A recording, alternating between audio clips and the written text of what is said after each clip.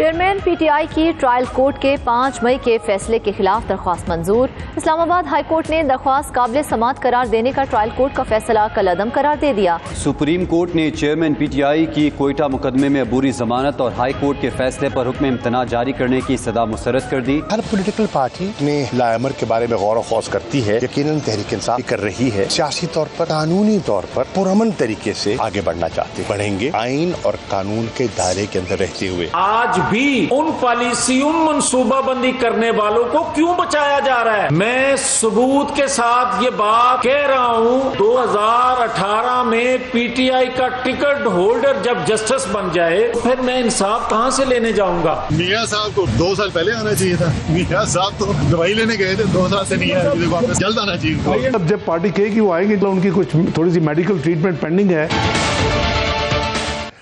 अस्सलाम वालेकुम, आप देख रहे हैं ब्रेकिंग व्यूज़ में मोहम्मद मालिक। मुझे एक दोस्त ने कहा कि जो प्रोग्राम शुरू करो यार अच्छी खबर से शुरू किया करें, आप लोग हमेशा दुखी कर देते हैं। तो मैं कहा चले थोड़ी सी अच्छी खबर क्या है, शॉर्ट टर्म की अच्छी खबर है, लॉन्ग टर्म में ये भी नहीं है। कल के बाद आज भी स्टॉक मार्केट जो थी वो 43,000 की इंडेक्स की ऊपर ही रही, अगरचे कल से कम थी। कल 43,899 पे बंद हुआ था, आज 43,557 पे हुआ। और डॉलर जो है उसने 5-6 रुपए गिरे, that is really good news. आज 275.44 पर रुका है इंटरबैंक के अंदर, और मार्केट में तकरीबन 5 रुपए का गैप है अभी भी, जो ट्रेडिशनली 2-3 रुपए का होता था, 4-5 रुपए का गैप है, विच इज़ नॉट बैड। इसकी अब जिसकी बुरी खबरें हैं वो मैं कल परसों डिस्कस करूँगा आज एज पर। लेकिन आज बड़ा इंटरेस्टिंग डे रहा। आज आपने देखा चेयरमैन पीटीआई इमरान खान की तकरीबन 16 केस उनकी बेल्स हुई हैं, 16 केसेस। लेकिन 2-3 चीज़ें इंटरेस्टिंग डेवलपमेंट्स हुई हैं पिछले 48 घंटे में जो बड़ी मीनिंगफुल हैं। एक हमने देखा कि नेशनल असेंबली को पहले एडजर्न किया गया था, आई थिंक 16 या 17 जुलाई प्रॉब्ली डेट थी if I am not wrong, लेकिन फिर अचानक प्रोरोग कर दिया गया, और प्रोरोग करके फिर नैब का ऑर्डिनेंस लाया गया, अमेंडमेंट्स जिसमें 2-3 बड़ी इंटरेस्टिंग अमेंडमेंट्स हैं। सबसे इंपॉर्टेंट जो उसमें यह है कि जो चेयरमैन नैब हैं वो अब अरेस्ट का ऑर्डर दे सकते हैं अगर उनको ये भी लगे कि कोई बंदा कोऑपरेट नहीं कर रहा है इंक्वायरी स्टेज पे, और अगर वो कोऑपरेट नहीं कर रहा, विलिंगली उसमें पार्टिसिपेट नहीं कर रहा, तो वो उसका अरेस्ट कर ऑर्डर दे सकते हैं। और 15 दिन के बजाय अब इनिशियल जो पीरियड है वो 30 दिन का हो सकता है। ये सारे इसकी टाइमिंग को बड़ा देख रहे हैं, बिकॉज एक आम ख्याल ये है कि ईद के बाद समझा ये जा रहा था कि अब जो अरेस्ट है इमिनेंट है इमरान खान का, और उसके मुताबिक चीज़ें होंगी। लेकिन उसमें मैं एक ख़बर आपके साथ शेयर करना चाहता हूँ, वो भी इम्पॉर्टेंट ख़बर है। बहुत ज़्यादा बहस चल रही थी कि अगर ट्रायल होगा 9 मई से रिलेटेड, तो चेयरमैन पीटीआई जो है इनका ट्रायल क्या आर्मी कोर्ट के अंदर होगा या एंटी टेररिस्ट कोर्ट में होगा। और ये जो बहस थी और जिसके प्रोज एंड कॉन्स थे, ये इंस्टीट्यूशन के अंदर भी बड़ी देर से डिबेट हो रहे थे। मेरी इत्तला अब ये है कि एट द हाईएस्ट लेवल अब ये तय हो गया है कि जो ट्रायल अगर होता है इमरान खान का वो एंटी टेररिस्ट कोर्ट में होगा। और जो ये बात थी कि जी पीरियड है, टाइम है, तो अगर इलेक्शन से पहले ट्रायल ना हुआ और सज़ा हुई या ना हुई, फैसला ना हुआ, तो फिर इलेक्शन भी जेपरडाइज हो जाएंगे। मेरी इत्तला ये है कि ये 2 फैसले हुए हैं, एक ये कि ये एंटी टेररिस्ट कोर्ट में होगा एटीसी में, आर्मी ट्रायल कोर्ट में नहीं होगा, और सेकेंडली कोर्ट को बड़ी क्लियर इंस्ट्रक्शंस होगी डे टू डे हेयरिंग की, और ये 30 दिन के अंदर फैसला होना चाहिए। और इसमें सुप्रीम कोर्ट की पहली डायरेक्शंस भी हैं एंटी टेररिस्ट कोर्ट्स को कि कानून के तहत भी 30 दिन में ही उनको फैसले करने चाहिए, लेकिन आज तक हुआ नहीं। सो मे बी ये बड़ा इंपॉर्टेंट होगा। और उसके शायद इंडिया खुद चेयरमैन पीटीआई भी दे रहे हैं, जिन्होंने अपने बयानात में ये कहा है कि उनको लग रहा है कि ईद के बाद उनका अरेस्ट इमिनेंट है, और उन्होंने अब लोगों को ये भी मैसेज दे दिया है कि अब आपको फ़ैसला करना है हकीकी आज़ादी और ग़ुलामी के दरमियान में, और अब आप तैयार हो जाएं, पर पुरअमन एहतजाज के लिए सड़कों पे आने का वक्त आ गया है। सो अब हर तरफ हम देख रहे हैं कि सफ़र हो रही है, लेकिन ख़तरा ये है जो कहा यह जा रहा है, उनको पीटीआई के लीडरशिप का ख्याल ये है कि उनके चेयरमैन को पाए इस्लामाबाद या लाहौर या किसी ऐसी अदालत से गिरफ़्तार नहीं किया जाएगा, बल्कि शायद कोयटा से गिरफ़्तार किया जाए कत्ल के मुकदमे में। बहरहाल उसमें भी आज बेल हो गई है, प्रोटेक्टिव बेल फॉर 14 डेज़, लेकिन उनका अरेस्ट हो सकता है कोयटा से हो, एंड दैट इज़ वाई उसको टूथ एंड नेल वो उस चीज़ को उसको मुकाबला कर रहे हैं।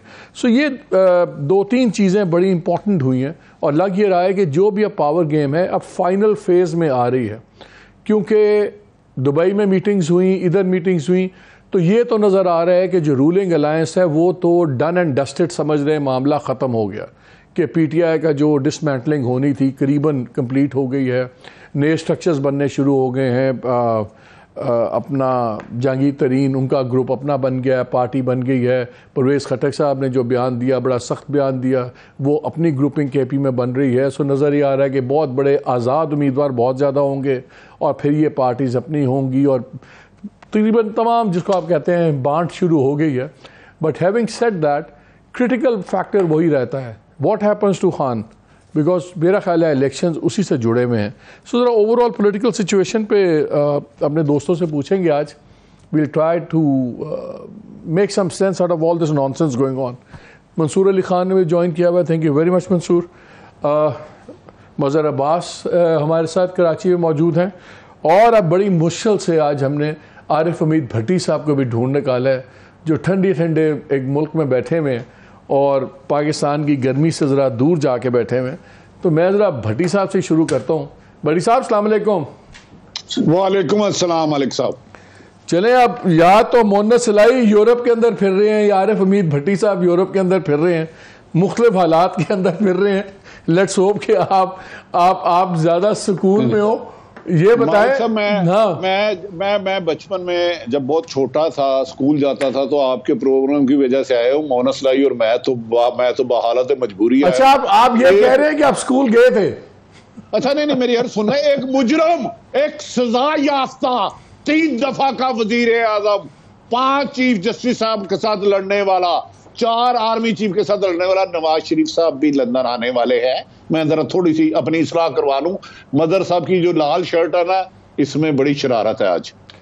अच्छा, ये मुझे बताएं कि ये जो फैसले वगैरह हो गए हैं भट्टी साहब, ये सारा प्लान आपके ख्याल में इसी तरह है जो मैं इतलात हमें आ रही हैं कि अगर सजा ना हुई तो इलेक्शन होंगे? देखिए, मैं पहले दिन से आप 10 अप्रैल 2022 से निकाल लें, PDM की जमातें इलेक्शन में जा ही नहीं सकती, जबकि 1992 का वर्ल्ड कप जीतने वाले को पाबंदे सलासल ना करें, वो सोशल मीडिया पे उसकी कोई बयान ना चले, नेशनल मीडिया पे तो चलते ही नहीं, और कोई ट्वीट ना कर सके, गैर मुल्की ना कर सके। दुबई में जो मीटिंग हुई है उसका एजेंडा मुझसे ज्यादा आप बाखबर है। उन्होंने कहा था इलेक्शन हम किसी कीमत पर नहीं जीत सकते, इस 14 महीने की कारकर्दगी से अगर वर्ल्ड कप जीतने वाला 1992, क्या नाम है मजहर अब्बास साहब, वर्ल्ड कप क्रिकेट का किसने जीता था 92 में? कौन थे कप्तान क्रिकेट के? यार, एक तो मेमोरी वीक हो गई है और लालच। मंसूर उनको कहते हैं मेरे कप्तान। मंसूर ने जब वर्ल्ड कप 92 का जीता था, उन्होंने कहा उसके होते हुए वो बड़ा मारेगा नहीं, घसीटेगा नहीं, डराएगा।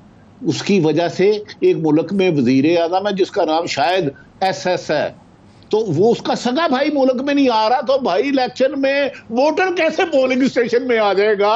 ओ भाई, वो बड़ा मारेगा ना ना ना ना। भाजी, ये लिख के रख लो, इन तिलों में तेल नहीं है।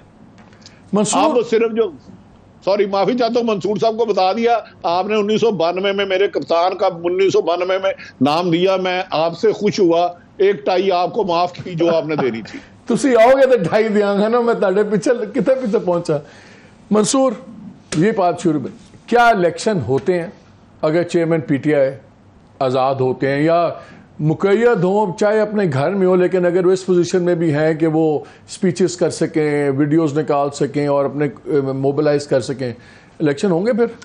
अच्छा, देखिए, दोनों सूरतों के अंदर एक मिनट के लिए आप अज्यूम कर लीजिए कि वो अरेस्टेड हैं, नहीं उस तरह कर सकते, और एक है कि बिल्कुल आज़ाद हो जाएंगे।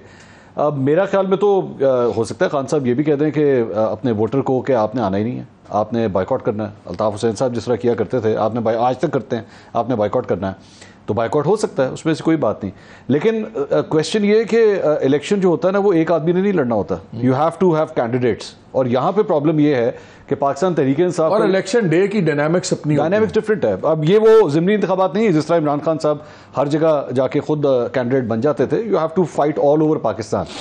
तो यहाँ पे प्रॉब्लम ये है कि पूरा इंफ्रास्ट्रक्चर जो है वो हिट हो चुका है पाकिस्तान तहरीक इंसाफ का। हैविंग सेड दैट, क्या पाकिस्तान तहरीक इंसाफ का वोट बैंक हिट हुआ है या नहीं हुआ, मुझे नहीं लगता कि जो डैमेज हुकूमती जमातें हमें बता रही हैं कि जी अब तो अताउल्लाह तारड़ ने एक्चुअली ट्वीट किया हुआ था कल के जनाब मैंने 150 किलोमीटर का सफर किया, मुझे 5 झंडे नजर आए, that's not the reality, we all know that. लेकिन घर में बैठा हुआ नाराज वोटर जो मायूस हो और नाराज हो लेकिन वो वोटिंग बूथ पे तो नहीं है जी, उसका इलेक्शन रिजल्ट तो फिर और होगा ना।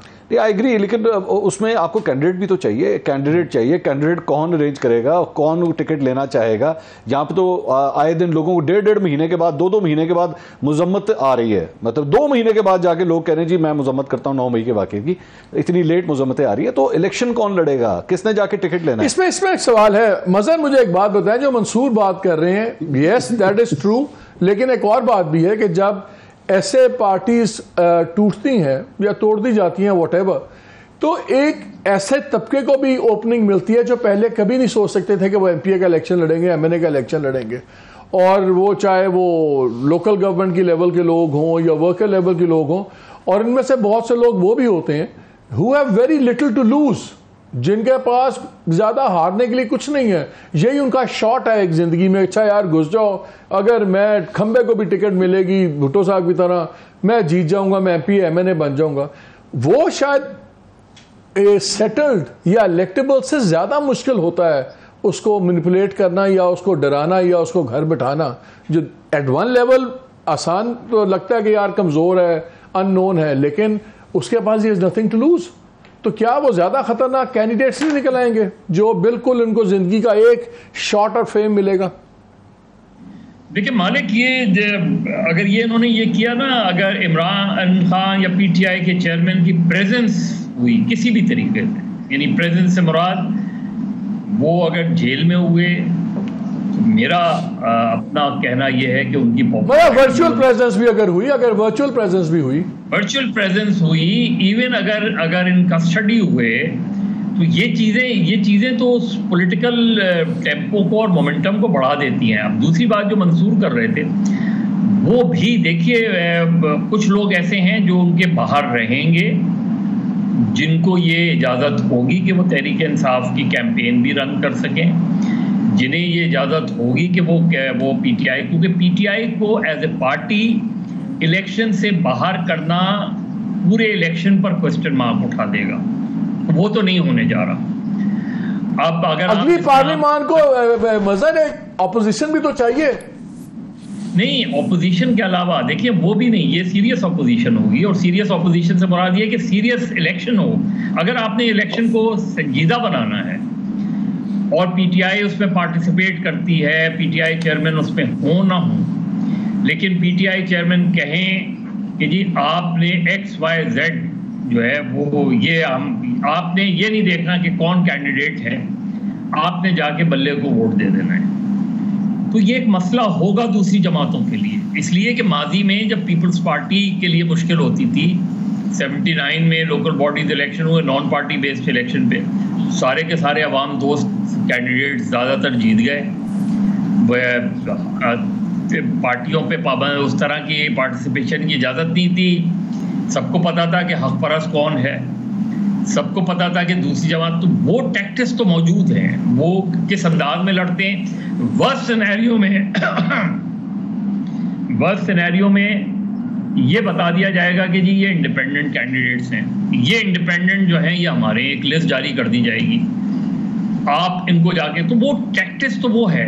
अब असल टेस्ट जो है फिर इंडिपेंडेंट कैंडिडेट्स को वही मिल जाएगी ना, जो लास्ट टाइम तो जीप मिली थी, इस बार भी कुछ किस्म की चीज मिल जाएगी सबको, जो ग्रुप नजर आ जाएगा। नहीं मालिक, असल जो चीज है वो ये कि अगर जिस तरह आप कह रहे हैं पीटीआई चेयरमैन का ट्रायल अगर फर्ज करें जुलाई के एंड में या अगस्त में शुरू होता है, वो इंसदाद दहशतगर्दी की अदालत में होता है, 1 महीना उनका ट्रायल चलता है, फर्ज करें 1 महीने की पूरी जो पूरे प्राइवेट टेलीविजन की, अखबारात की अटेंशन कहाँ होगी? उस ट्रायल के ऊपर होगी। उस ट्रायल से जो चीज़ें निकलेंगी वो क्या होंगी? जाहिर है एक पार्टी उसको एक अंदाज में लेगी, दूसरी अंदाज, लेकिन वो पॉलिटिक्स रिवॉल्व उसी शख्स के गिर्द करती रहेगी।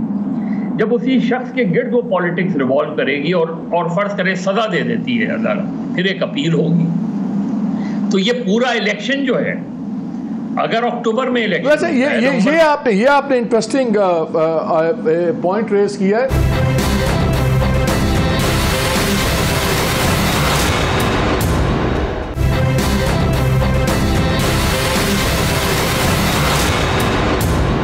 बड़ी साहब, जितनी अभी तक बहस चल रही थी ना मेरी इत्तला के मुताबिक कि जी मुकदमा कहाँ चलना चाहिए, एंटी टेररिस्ट कोर्ट के अंदर चले या मार्शल लॉ की अदालत में चले, मिलिट्री के एक्ट के तहत, वहाँ पे एक ही सबसे बड़ा एतराज़ था कि जी जो एंटी टेररिज्म कोर्ट है वो एक ओपन कोर्ट है और रोज़ाना वो उसकी एक मीडिया कचहरी भी लगेगी, सोशल मीडिया पे भी कचहरी लगेगी।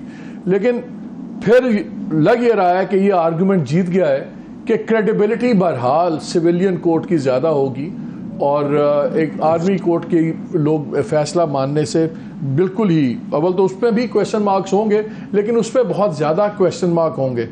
आपका क्या ख्याल है, ये उल्टा भी पड़ सकता है? जैसे मजहर कह रहे हैं कि उसका एक अपना मोमेंटम है, अगर एंटी टेररिज्म कोर्ट में ही केस चलना था, ये एक ब्लफ खेला गया था, इंटरनेशनल बहुत ज़्यादा शोर शराबा था। आज तक किसी एक पॉलिटिशियन का भी एंटी टेररिज्म में केस नहीं चला। दहशत गर्दों का चलता है, क्या नवाज शरीफ का मिलिट्री कोर्ट में केस चला?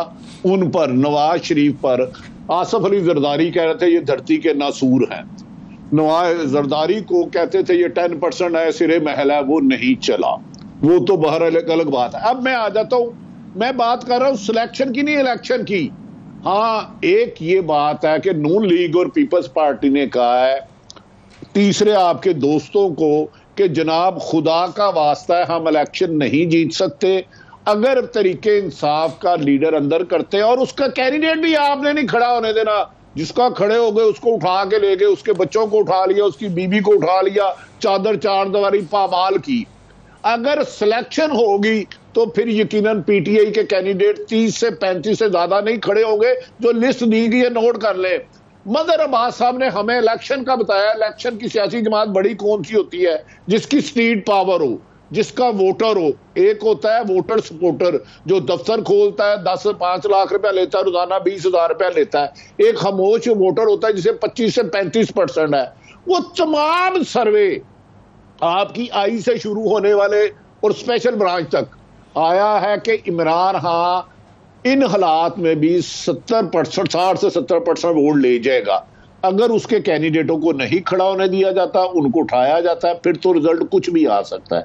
मैं इलेक्शन की बात कर रहा हूं। अगर इलेक्शन हुआ, ये टेररिज्म वैसे भी नैब का आपको पता है जो था कानून, ये था कि 30 दिन में फैसला होना है। नैब के भी ऑर्डिनेंस में ये लिखा है, आज ही पढ़ लें आप, निकाल लें पुराना जो था, लेकिन वो कभी फैसला नहीं हो सका। पाकिस्तान में बहुत ज्यादा चहमगोइयां हैं हमारे कानूनी पहले आप हो जाएगा ना, आप पहली दफा हो जाएंगे फैसले।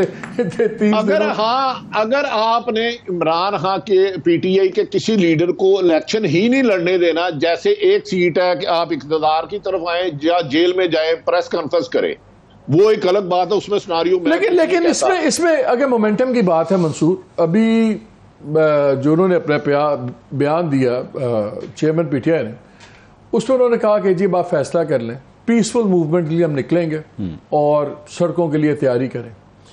अब ये एक बहुत बड़ा एक चीज़ हो सकती है। 9 मई के ऊपर जब एनालिसिस हुआ तो जो लोग लेट्स से जो क्रिटिक्स थे इमरान के, उन्होंने कहा कि आप चीज़ नोट कीजिए कि 9 मई का वायलेंस में शिद्दत बहुत ज़्यादा थी, लोगों की तादाद उतनी नहीं थी जितना एक्सपेक्ट कर रहे थे सारे, तो level of violence was very high. अब अगर ये झंडा मुहिम की बात कर रहे हैं और अगर ये कहते हैं आप सड़कों में निकलें, तैयारी कर लें, उन्होंने कहा है लेटेस्ट में कि जी सड़कों पे आके तैयारी करें, हकीकी आज़ादी या गुलामी। अगर वो जो अब जितना इस वक्त हार्शनेस है, जितना हर चीज़ के कॉन्सिक्वेंसेस हैं, क्या आपके ख्याल में इतनी बड़ी शो ऑफ स्ट्रेंथ वो कर सकती है पीटीआई सड़कों पे?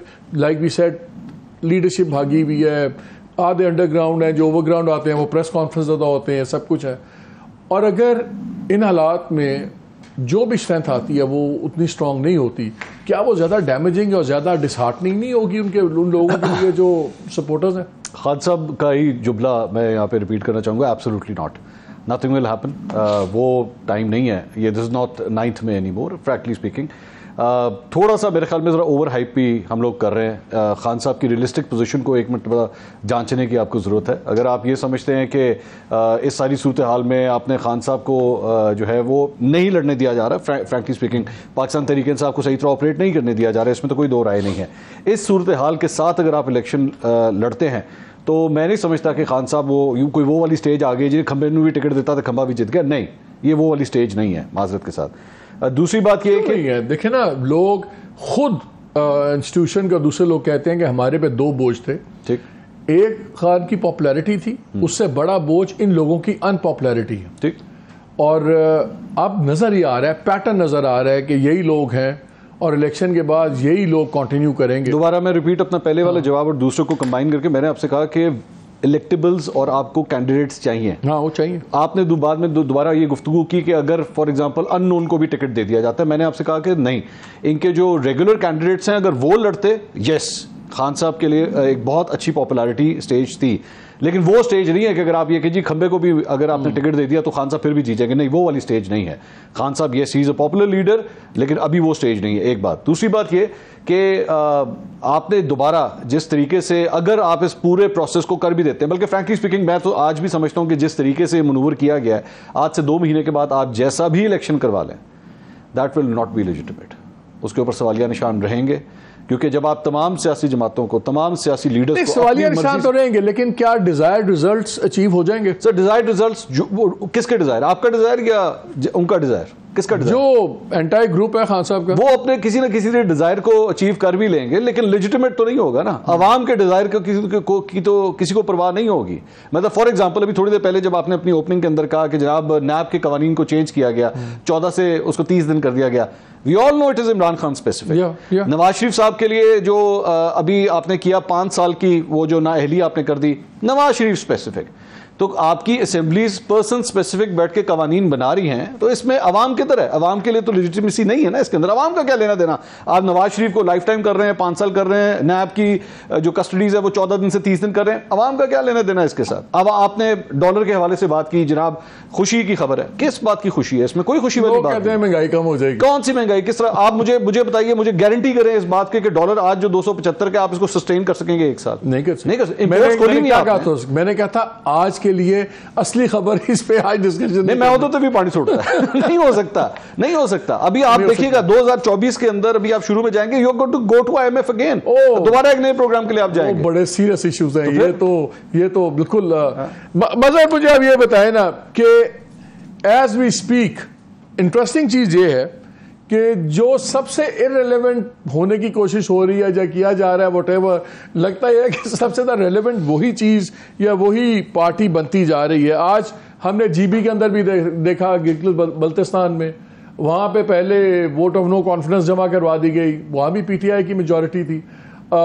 फिर अब वो बंदा वैसे ही उन्होंने डिस्क्वालीफाई भी हो गया। सडनली कोर्ट चौंसी है, महफूज फैसला सुना देती है। यहाँ भी हमें नज़र आ रहा है कि supreme court is on the back foot. 14 मई के ऊपर से बैक फुट पे चली गई। फिर ये मिलिट्री कोर्ट्स वाले केस के अंदर वो बेंच भी माशाल्लाह ट्रिम डाउन होता रहता है, वो भी बैक फुट पे चली गई हैं। बल्कि इससे एक बात निकल आई, बड़ा एक इंटरेस्टिंग वीलॉग भी एक हुआ, जिसमें डिटेल्स निकली कि जी अभी चीफ जस्टिस साहब ने एक जर्नलिस्ट और 2 वीलॉगर्स के साथ मुलाकात की। मेरी उनमें से एक बंदे से बात हुई, जूनियर है, हमारे छोटे भाइयों की तरह है। तो उसने कहा कि जी वीलॉग के अंदर जो आपने बातें सुनी हैं उसमें से 50-60% तो बातें मैं नहीं कंफर्म करता, वो शायद एग्जैजुरेशन है, व्हाटएवर, लेकिन जो उन्होंने बातें 4-5 कंफर्म की वो भी बड़ी इंटरेस्टिंग है and I would like you to comment on it. एक तो उन्होंने कहा कि जी चीफ जस्टिस ने बात करते हुए उनसे कहा कि जो जस्टिस फायजीसा साहब हैं वो जी अब बिल्कुल सब चीज़ें उनकी तय हो गई हैं सब लोगों से, पावर जितने पावर सेंटर्स हैं, और इसलिए वो बहुत ज़्यादा एग्रेसिव हुए हैं। अब ये आउटगोइंग चीफ जस्टिस कह रहे हैं इनकमिंग चीफ जस्टिस के लिए। फिर उन्होंने कहा कि जी समझाया था इमरान खान को, लाइक एनालिसिस ये था कि उन्होंने गलतियाँ की और अपनी बात नहीं सुने, वो गवर्नमेंट्स नहीं को गिरानी चाहिए थी, ब्ला ब्ला ये वो। फिर उन्होंने एक कमेंट दिया कि जो 14 मई का फैसला था उस पर मैं कंटेम्प्ट एक्शन लेना चाह रहा था, लेकिन मेरे जो फेलो जजेस थे वो मेरे साथ एग्रीमेंट में नहीं थे, तो उस वजह से मैं उस पर कर नहीं जा सका। और फिर उन्होंने ये भी कहा कि मैं आने वाले दिनों में एक फ़ैसला आएगा जिसमें काफ़ी शार्प बातें होंगी गवर्नमेंट के लिए। तो दोस्त जो मैं उस मीटिंग में थे उन्होंने कहा जी मेरा अंदाज़ा है कि शायद वो प्रोसीजर एंड प्रैक्टिस एक्ट के ऊपर बात कर रहे थे, उन्होंने स्पेसिफाई नहीं किया। और साथ उन्होंने कहा कि जी जो नया लॉ पास हुआ है, मंसूर की बात से मुझे याद आया कि वो नवाज शरीफ को बेनिफिट नहीं करेगा, जो उनका ख्याल था। ये 2-3 बड़े फैसले हैं। लेकिन मुझे अब एक बात बताएं, चीफ जस्टिस ऑफ पाकिस्तान वो बैठ के इनकमिंग चीफ जस्टिस को तल रहे हैं, वो अपने फैसलों के ऊपर बात कर रहे हैं, ऑन गोइंग केसेस पे बात कर रहे हैं। अच्छा, जो इंस्टीट्यूशन है वो फैसला कर रहा है कि पॉलिटिक्स में क्या होगा। पॉलिटिशियंस अपने फैसले दुबई में करके जाके कर रहे हैं और कुछ समझ नहीं आ रही, बंदर बांट चल रही है। Seriously, is this country a serious country any more? देखिए मालिक, मॉरल पॉलिटिकल लीगल डिक्लाइन तो हमें नज़र ही आ रहा है ना। ओवरऑल हर सेगमेंट में आप चले जाएं आपको डिक्लाइन ही नज़र आता है। हम एक दूसरे को नीचा दिखाने के लिए अब मतलब इसके बाद क्या रह जाता है जो आप बातें कर रहे हैं? अगर ये बातें जो उन साहब ने आपको बताई हैं, ज़ाहिर है मुझे कोई वो नहीं है कि मैं उसको डाउट करूं, लेकिन अगर वो बातें की गई हैं तो फिर बचता क्या है आपके यहाँ? इससे पहले भी ये चीज़ें होती रही हैं। लेकिन मसला ये कि बहुत सीधी सी बात है और बहुत सीधी सी कैलकुलेशन है। ये छोड़ें कि खंबे को खड़ा करेंगे तो वो जीत जाएगा, खंबे को खड़ा कर दें तो दें, खंबा को अगर आप लगाने ही नहीं देंगे तो वो जीतेगा नहीं जीतेगा वो अलग बात है। लेकिन एक बहुत सिंपल सी चीज़ है, मतलब आपकी आवाज़ कट के आ रही है। Let me take a break ताकि टेक्निकली ठीक हो जाए, बिकॉज मैंने आपसे आके पूछना ये है, सवाल मेरा पहला ये है आपसे। दूसरा जो अभी मंसूर ने बात की थी, क्या ये वक्त आ गया है कि अगर खंबे को भी टिकट मिलेगा तो उसको वोट मिलेगा या नहीं मिलेगा? ये इस पे बात छेड़ते हैं इस ब्रेक के बाद।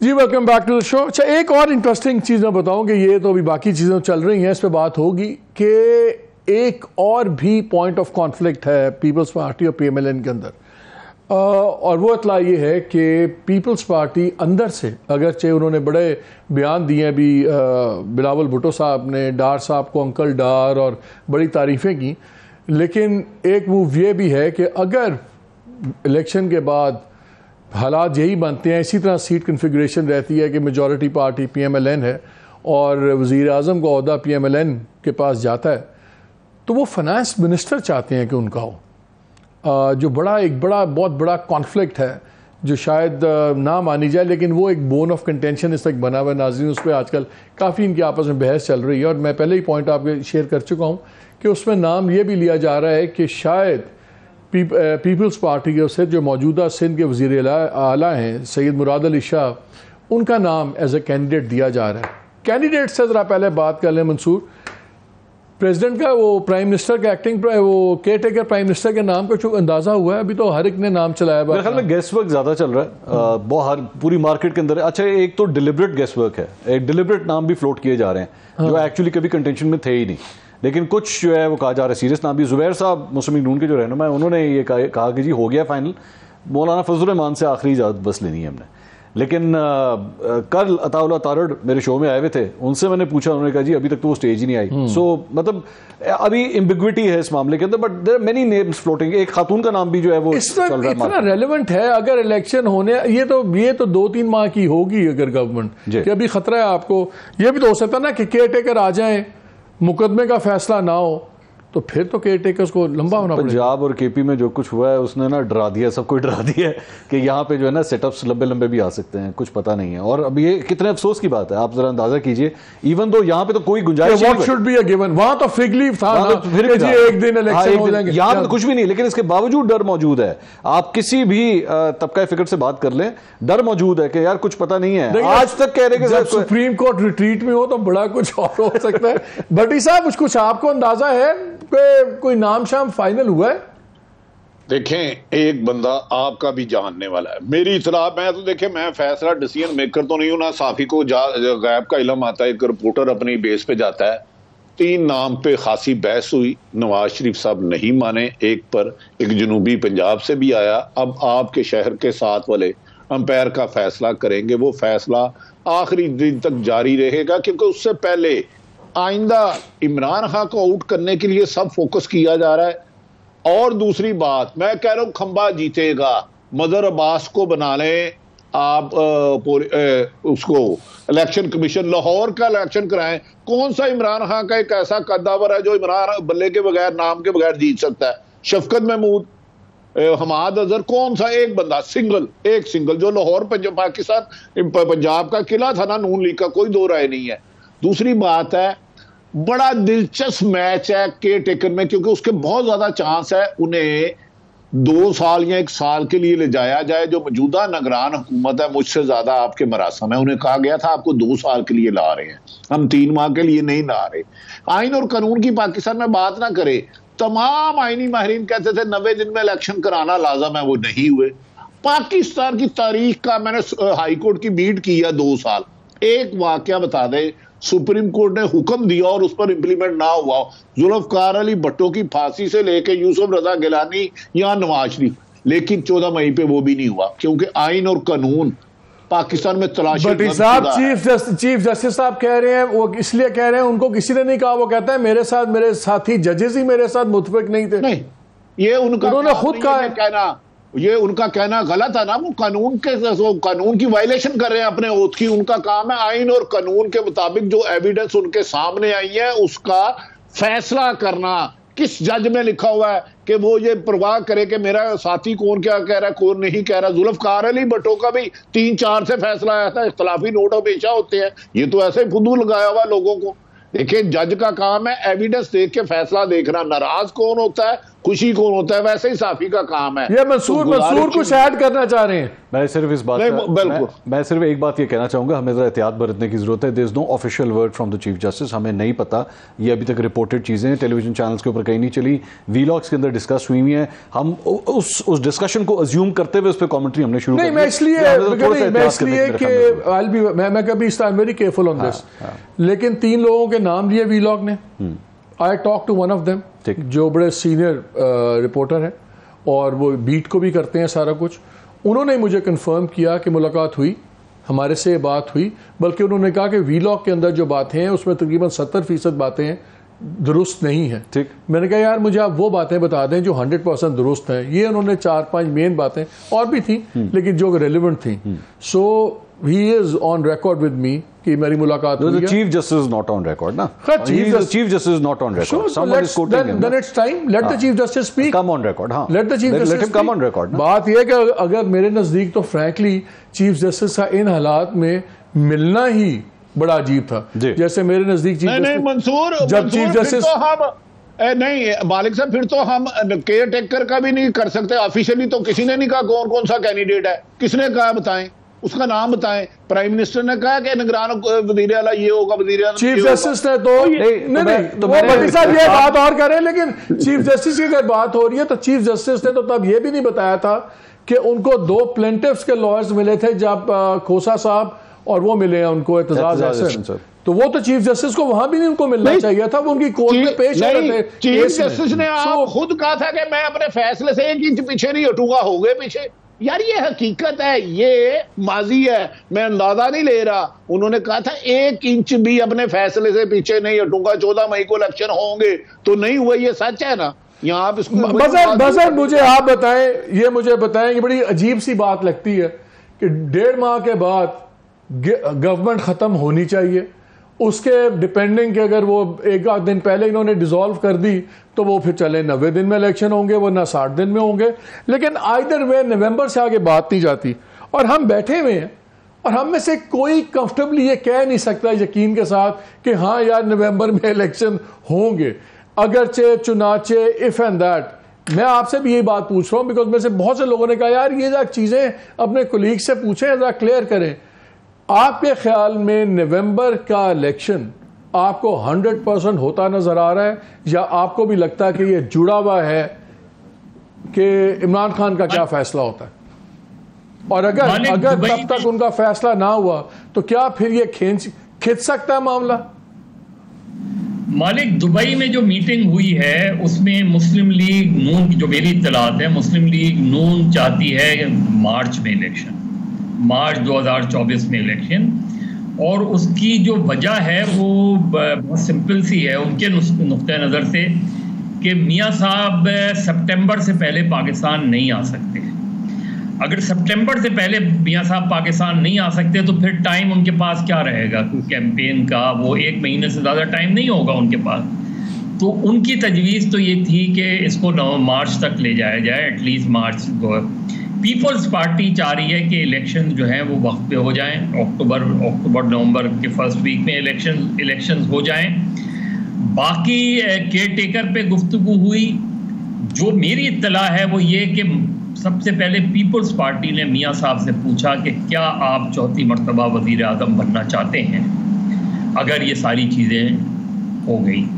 तो उन्होंने कहा कि वो देखें, मतलब कंप्लीटली उन्होंने टर्न डाउन भी बात नहीं की, लेकिन काउंटर क्वेश्चन हुआ कि क्या आप बनना चाहते हैं। ये गुफ्तगू हुई है जो मुझे वहाँ के क्लोज इंसाइडर ने बताई है। अब मैं इसको 110% नहीं कह सकता। काउंटर सवाल का एक सेकंड मजर, मियाँ साहब नहीं मजर, काउंटर सवाल मियाँ साहब ने ज़रदारी साहब से पूछा कि क्या आप लोग बनना चाहते हैं? जी, जो मुझे बताया गया है, जो मुझे वो है, हो सकता है कि सही ना हो, लेकिन जिसने बताया है उस पर मैं काफ़ी मुझे वो है कि शायद गलत ना हो। दूसरी बात बहुत सिंपल सी है मालिक, बहुत सिंपल सी है।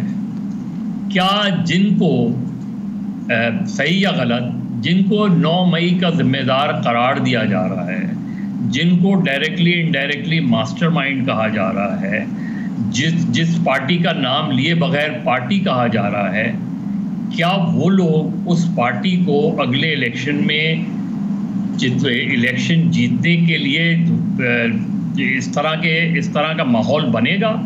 वो मुझे नहीं लग रहा। तो मेरे नुक्ते नज़र से जो एक ideal free and fair election है वो मुझे होता नज़र नहीं आ रहा अगर इलेक्शन अक्टूबर और नवंबर में होती है।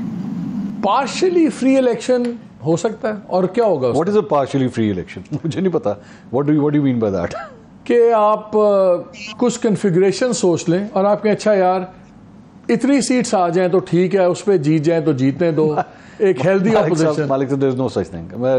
लेट्स एक्सेप्ट या तो फ्री एंड फेयर इलेक्शन होते हैं या नहीं होते हैं। आप उसके अंदर इमरान खान साहब ने तो 4 हलकों के ऊपर सवालिया निशान उठा दिए थे। उन 4 हलकों की वजह से पूरी लेजिटिमेसी के ऊपर जो सवालिया निशान उठ गया था पूरे इलेक्शन। चले हम government, let me rephrase it, हम गवर्नमेंट में तो नहीं नजर आ रहा जो आज के हालात हैं। हम पीटीआई को गवर्नमेंट में आते नजर नहीं देख रहे। क्या हम पीटीआई को अपोजिशन में कम से कम आते देख रहे हैं? मेरे ख्याल में रहेगी, मेरे ख्याल में अपोजिशन में रहेगी और रहनी चाहिए।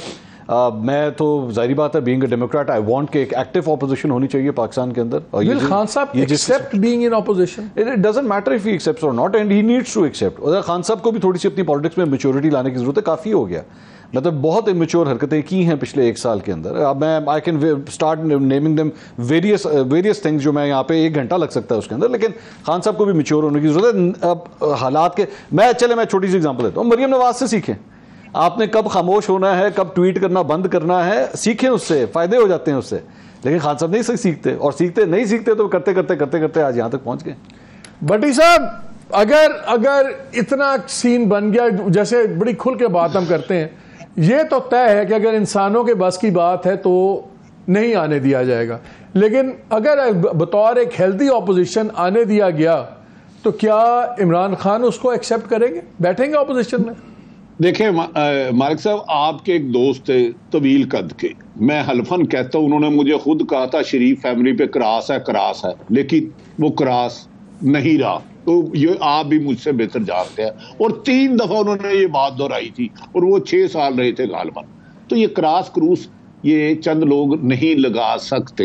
हाँ, मैं आपको गारंटी दे रहा हूं, अगर इलेक्शन साफ शफाफ हुए तो इमरान खान का रास्ता नहीं रोका जा सकता और इमरान खान को अपोजिशन करने के काबिल भी नहीं छोड़ा जाएगा अगर पीडीएम की तमाम शराइत। अगर आपको अपोजिशन में भी नजर नहीं आ रहे नहीं। हाँ, अगर मरियम ने इमरान खान से, नवाज शरीफ ने मरियम से करना है ना, अल्लाह का वास्ता उसको कुछ सियासत छोड़ दे, पकोड़े की दुकान लगा ले, दही भल्ले की लगा ले, और कोई रेहड़ी लगा ले, कोई स्कंजवी लगा ले। उन्हें अपना अब्बा मरवाता, अपने चाचे नाल फड्डा पाता।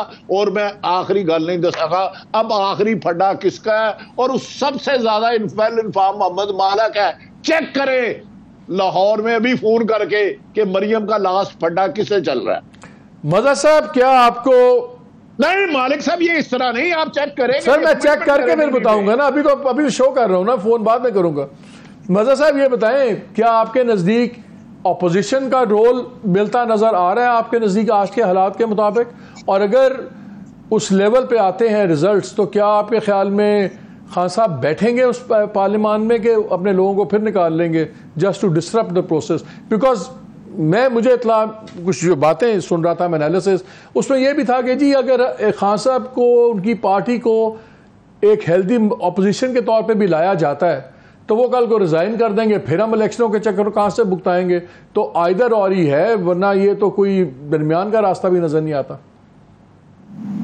देखिए, पहली चीज तो ये कि क्या उनको हिस्सा लेने दिया जाएगा? अगर उनको हिस्सा लेने दिया जाएगा तो फिर उनका अपोजिशन में जो है वो बहुत टफ होगा, क्योंकि फिर तो मुकाबला बड़ा सख्त होगा और बहुत क्लियरली पीटीआई को एज हासिल होगी।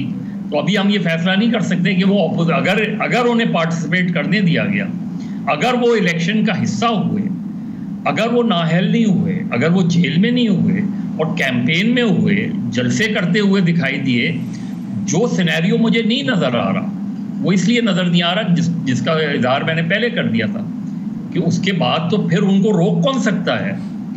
फिर तो क्या पीडीएम अपोजिशन में होगी? फिर तो आप ये क्वेश्चन करें, क्या पीडीएम अपोजिशन में होगी अगर पीटीआई चेयरमैन कैंपेन को लीड कर रहे होंगे? तो इस माहौल में तो वो माहौल ही मुझे नजर नहीं आ रहा। तो अदरवाइज वो इलेक्शन अगर वो नहीं हुए और पीटीआई जो है एज सच इतनी सीटें उनको दी गई कि वो अपोजिशन में बैठें, तो मेरा ख्याल अपोजिशन में बैठेंगे, लेकिन पीटीआई चेयरमैन उसका फिर हिस्सा नहीं होंगे। अच्छा, आखिरी 2 मिनट है, मैं सबसे एक ही सवाल कर रहा हूं, स्टार्टिंग विद यू मंसूर।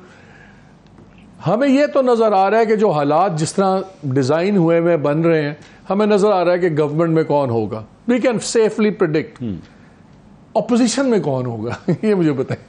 मेरे नजदीक बहुत ज्यादा मुश्किल सवाल है। नहीं, मेरे ख्याल में ऑपोजिशन जो है वो अगर ना हुई फिर तो बात ही खत्म हो जाएगी। कौन होगा? आई डोंट नो, मतलब मैं अभी इसको प्रिडिक्ट करना बहुत मुश्किल है, क्योंकि मैं पूरे स्पेक्ट्रम के अंदर इस्तेकाम तो खान साहब तो अगर आएंगे वो तो रिजाइन करवा देंगे, फिर एक नया इलेक्शन का मसला पड़ जाएगा। मेरा ख्याल में इमरान खान साहब अपने टैक्टिक्स उनको चेंज करने पड़ेंगे, ऐसा नहीं हो सकता। करेंगे आपके ख्याल में? मेरा ख्याल में करेंगे, मेरा ख्याल में। बड़ी साहब, गवर्नमेंट में तो नजर आ रहा है कि किस किस्म का एक हॉचपॉच बनेगा, अपोजिशन में कौन होगा? देखिए, अपोजिशन में हुकूमत ही होगी, ये मैं आपको गारंटी दे रहा हूँ। राजा रियाज साहब फिर दोबारा इलेक्ट करवाएंगे हम, मतलब है इसी किस्म का कोई। देखे, बात यह है कि क्या रिजल्ट इलेक्शन के वोटों में डलने के बाद आता है या रिजल्ट पहले बन चुका है? ये बहुत चीजें डिपेंड करती हैं इलेक्शन होता कैसे है। पहले बन चुका है, चले वक्त खत्म हो गया मेरा। वेरी क्विकली मजर, वेरी क्विकली, कौन हो सकता है ऑपोजिशन में? कौन हो सकता है वजीर आजम, इसका सवाल करें। कौन अपोजिशन में होगा इसे छोड़े। हो सकता है कि जिनको हम सोच रहे हो वजीर आजम, उसके अलावा कोई वजीर आजम हो। चले ठीक है नाज़रीन, मैं आपके लिए भी यही सवाल छोड़े जा रहा हूं। जो आजकल हालात चल रहे हैं, आई थिंक सेफली प्रेडिक्ट कर सकते हैं कि कौन हुकूमत में आज के हालात में होगा, तो हमें नजर आ रहा है। मैं आपसे भी यही सवाल छोड़े जा रहा हूं, आप भी सोचिए कि अगर हुकूमत में यही होंगे तो अपोजिशन में कौन होगा? ये शायद पहला इलेक्शन होगा जिसमें हम ये सोच रहे हैं कि ये नहीं सोच रहे कि गवर्नमेंट में कौन होगा, हम ये सोच रहे हैं कि ये अपोजिशन में कौन होगा। ये भी पाकिस्तान की डेमोक्रेसी है, इसकी अजीब अपनी ये इसकी भी क्या कहते हैं जमहूरियत का हुस्न है। ये शायद सबको नज़र ना आए, लेकिन ये भी एक इंटरेस्टिंग एंगल है देखने का। इजाज़त दीजिए, अल्लाह हाफ़िज़।